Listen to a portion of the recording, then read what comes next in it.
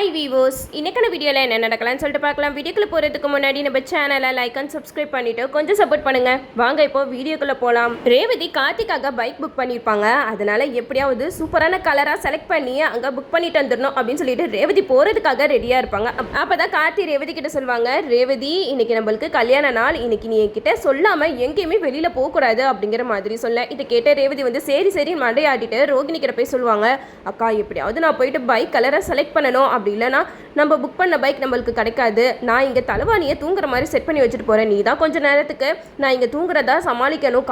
கார்த்தி கேட்டா நீ தாங்க ஏதாவது சொல்லி சமாளிக்கணும் ப்ளீஸ் அப்படிங்கிற மாதிரி ரோகிணி கிட்ட சொல்லிட்டு ரேவதி அங்கேருந்து கிளம்பி போயிடுறாங்க. இந்த சைடு முருகன் அவங்களோட ஃப்ரெண்டு 2 பேருமே ரேவதி வெளியில் போகிறத நோட் பண்ணுறாங்க. டே அவள் தனியாக தாண்டா வரா, இதுதான் சரியான நேரம் அப்படின்னு சொல்லிட்டு அந்த ஆட்டோவையே ஃபாலோ பண்ணிக்கிட்டு இருக்காங்க. நம்ம கார்த்தி வீட்டுக்கு வராங்க. ரோகிணி கிட்ட கேட்குறாங்க, எங்கே ரோகிணி ரேவதி அப்படிங்கிற மாதிரி கேட்க, அதுக்கு கார்த்திக் கிட்ட ரோகிணி சொல்கிறாங்க, ரேவதி தூங்கிட்டு இருக்கா அப்படிங்கிற மாதிரி சொல்ல. இதை கேட்ட கார்த்திக் வந்து சந்தேகம் அடைகிறாங்க. உள்ளக்க போய் பார்த்தா தூங்குற ரேவதி இப்படியா தூங்குவா அப்படின்னு சொல்லிட்டு அந்த பெட்ஷீட்டை எடுத்து பார்க்குறாங்க. பார்த்தா ஃபுல்லாக தலகாணி. அப்போ ரோகிணி கிட்ட கார்த்தி கேட்குறாங்க, என்ன நீங்களும் இப்படி பண்ணிட்டு இருக்கீங்க? நான் தான் சொன்னேன்ல ரேவதி கல்யாண நாள் அதுவுமா எங்கேயுமே வெளியில் போகக்கூடாது, அவளை எதுக்காக வெளியில் அமுச்சு விட்டீங்க அப்படிங்கிற மாதிரி சொல்ல. அதுக்கு ரோகிணி சொல்கிறாங்க, இல்லை கார்த்தி கல்யாண நாள் அதுமா உனக்கு கிஃப்ட் வாங்கணும் அப்படின்னு சொல்லிட்டு தான் அவள் ஆசாசியாக போயிருக்கா அப்படிங்கிற மாதிரி சொல்லும்போது கார்த்திக்கு பயங்கரமாக டென்ஷன் ஆகுது. அந்த சாமியார் சொன்னது தான் நம்ம கார்த்திக்கு ஞாபகம் வந்துக்கிட்டே இருக்கு. ஏன்னா கல்யாண நாள் அதுமா நம்ம ரேவதிக்கு ஏதோ ஒரு கண்டம் இருக்கா அப்படிங்கிற மாதிரி சொல்லியிருக்காங்க. அதனால நம்ம கார்த்தி ரொம்பவே பதட்டம் அடைஞ்சு ரேவதிக்கு ஃபோன் பண்ணிக்கிட்டே இருக்காங்க. நம்ம ரேவதி கார்த்தியோட காலை பார்த்துட்டு வேணா இப்போ அட்டன் பண்ணால் அவருக்கு திட்டுவார், அதனால நம்ம அப்புறமேட்டுக்கா பேசிக்கலாம் அப்படின்னு சொல்லிட்டு காலை அட்டன் பண்ணாமே விட்டுடுறாங்க. நம்ம கார்த்திக்கு இன்னும் பதட்டம் அதிகமாகிட்டே இருக்கு. ரேவதி எதுக்காக ஃபோன் அட்டன் பண்ண மாட்டேங்கிற அப்படின்னு சொல்லிட்டு ஒரு வித பயத்தோடயே இருக்காங்க. இந்த சைடு ரேவதி அந்த பைக் ஷோரூம் போயிட்டு அங்கே நல்ல கலராக பார்த்து பைக்கையும் புக் பண்ணிடுறாங்க. நீங்கள் கரெக்டான நேரத்துக்கு அந்த பைக்கை எங்கள் வீட்டுக்கு டெலிவரி பண்ணிடுங்க அப்படின்னு சொல்லிட்டு நம்ம ரேவதியை அங்கேருந்து கிளம்பிடுறாங்க. அப்போ தான் நம்ம கார்த்தி மறுபடியும் கால் பண்ணுறாங்க. அப்போ ரேவதி நினைக்கிறாங்க, வேணாம் இப்போ அட்டன் பண்ணலன்னா அவர் பயங்கரமாக டென்ஷன் ஆயிடுவார், அதனால நம்ம எங்கே இருக்கோம்னு சொல்லிடுவோம் அப்படின்னு சொல்லிட்டு நம்ம ரேவதி கார்த்தியோட காலை அட்டன் பண்ணி பேசுகிறாங்க. அப்போ கார்த்தி செம்மையாக திட்டுறாங்க, என்ன ரேவதி என்கிட்ட சொல்லாமல் எங்கேயும் போகக்கூடாதுன்னு சொல்லியிருக்கேன்ல, உன்னை யார் வெளியிலலாம் போசணும் அப்படிங்கிற மாதிரி சொல்ல. அதுக்கு நம்ம ரேவதி சொல்கிறாங்க, இல்லை கார்த்தி நான் ஒரு வேலை விஷயமா வெளியில் வந்தேன் அப்படிங்கிற மாதிரி சொல்ல. இதை கேட்ட கார்த்தி சொல்கிறாங்க, சரி உன்னோட லைவ் லொக்கேஷனை ஆன் பண்ணி நான் வரேன் அப்படின்னு சொன்னதுமே நம்ம ரேவதியும் லைவ் லொக்கேஷனை ஆன் பண்ணிடுறாங்க. அந்த நேரம் நம்ம கார்த்தி வந்துட்டு இருக்க. இந்த சைடு முருகன் வந்து அவங்க ஃப்ரெண்டு கூட பைக்கில் போயிட்டு அவள் கதையை எப்படியாவது முடிச்சிடணும்டா அப்படின்னு சொல்லிட்டு கூர்மையான ஆயுதத்தை வச்சு கொண்டு போய்கிட்டு இருக்காங்க. அந்த நேரம் பார்த்து நம்ம ரேவதி கையில் இருக்கிற ஃபோன் அப்படியே கீழே விழுந்துருது. கரெக்டாக அந்த ஆயுதத்தை வச்சு குத்த வரும்போது நம்ம ரேவதி குனிஞ்சு அந்த ஃபோனை எடுக்க போயிடுறாங்க. அதனால அப்படியே மிஸ் ஆகிடுது. முருகன் அவங்க ஃப்ரெண்டு கிட்ட சொல்லிடுறாங்க, என்னடா இது இப்போ போய் மிஸ் ஆகிடுச்சு, இனிமேட்டு நம்ம விடக்கூடாது, அடுத்த அட்டம்ப்டில் அவளை போட்டு தள்ளிடணும் அப்படின்னு சொல்லிட்டு முருகன் வந்து ரேவதியை நெருங்கி வந்துட்டு இருக்காங்க. அப்போன்னு பார்த்து நம்ம கார்த்தி மாசா ஏற்றி கொடுக்குறாரு. கார்த்தியை பார்த்ததுமே முருகன் வந்து பயந்து போயிடுறாரு.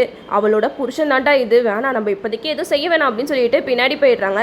நம்ம கார்த்தி ரேவதியை திட்டுறாங்க, ரேவதி நீ பண்ணுறது கொஞ்சம் கூட சரியில்லை, இப்படியெல்லாம் என்கிட்ட சொல்லாம வெளியில் வராது சரியா அப்படிங்கிற மாதிரி சொல்ல. இதை கேட்ட ரேவதி சொல்கிறாங்க, இல்லை கார்த்தி உனக்கு கல்யாணம் அதுவுமா சர்ப்ரைஸ் பண்ணணும் தான், நான் உனக்கு கிஃப்ட் வாங்க வெளியில் வந்தேன் அப்படிங்கிற மாதிரி சொல்ல.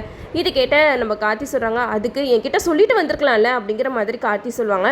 அப்போ தான் ரேவதி சொல்லுவாங்க, நீ மட்டும் என்னோட பர்த்டே அப்போ சர்ப்ரைஸ் பண்ணலை, அது மாதிரி நான் உனக்கு சர்ப்ரைஸ் பண்ணணும்னு ஆசைப்பட்டு தான் வெளியில் வந்தேன் அப்படிங்கிற மாதிரி சொல்லும்போது கார்த்தி சொல்கிறாங்க, சரி வா வீட்டுக்கு போய் பேசிக்கலாம் அப்படின்னு சொல்லிட்டு வீட்டுக்கு கூட்டிகிட்டு போகிறாங்க. அப்போ தான் முருகன் வந்து அவங்க ஃப்ரெண்டு கிட்ட சொல்கிறாங்க, இந்த தடவை மிஸ் ஆகிட்டாதான், அடுத்த தடவை அவளை விடவே கூடாது, ஒரே அட்டம்ப்டில் அவளை போட்டு தள்ளிடணும் அப்படிங்கிற மாதிரி பேசிக்கிட்டு இருக்காங்க.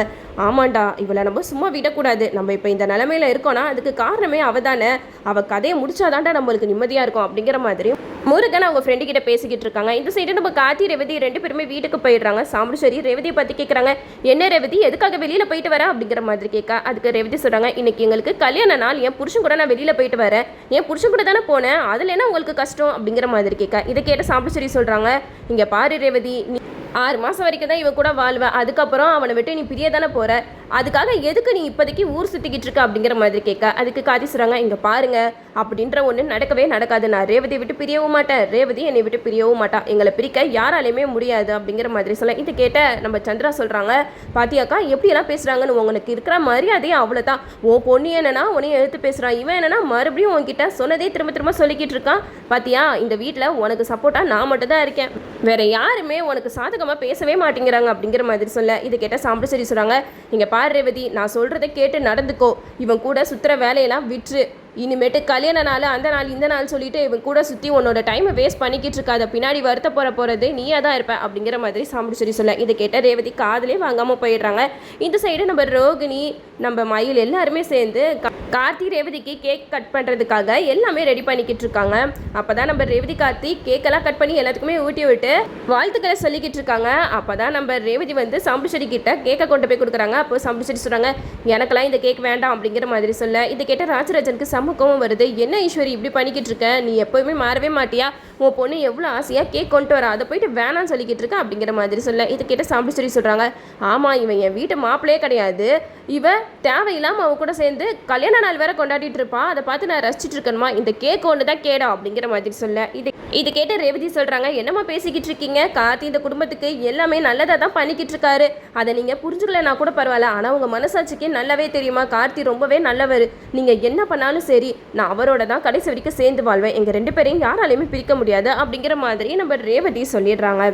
இந்த சைடை நம்ம ராஜராஜன் வந்து சாமுண்டீஸ்வரி கிட்ட சொல்கிறாங்க ஈஸ்வரி நீ மற்ற நாள்லாம் இவங்க மேலே கோவப்படுற சரி, கல்யாண நாள் அதுவுமா எதுக்காக நீ இப்படியெல்லாம் பண்ணிக்கிட்டு இருக்க, அவங்களுக்கு உன்னோட வாழ்த்து வேணுமா, ரேவதி உன்னோட பொண்ணு அப்படிங்கிற மாதிரி சொல்ல இதை கேட்ட சாமுண்டீஸ்வரி சொல்கிறாங்க எனக்கு இதிலலாம் உடன்பாடே கிடையாது, நான் யாரையும் வாழ்த்தவும் மாட்டேன், பிரிய போகிறவங்களுக்கு எதுக்காக வாழ்த்துக்கள் அப்படிங்கிற மாதிரி நம்ம சாமுண்டீஸ்வரி ராஜராஜன் கிட்ட சொல்ல இதை கேட்ட சந்திரா சொல்கிறாங்க கரெக்டாக சொன்னக்கா, இன்னும் 6 மாதத்தில் இவன் இந்த வீட்டை விட்டு மட்டும் இல்லை இந்த ஊரை விட்டே ஓடி போகிறான், இவனுக்கு போயிட்டு கூட ஜாலரா அடிச்சுக்கிட்டு இருக்காங்க அப்படிங்கிற மாதிரி சொல்ல இதை கேட்ட ராஜராஜருக்கு செம கோவம் வருது.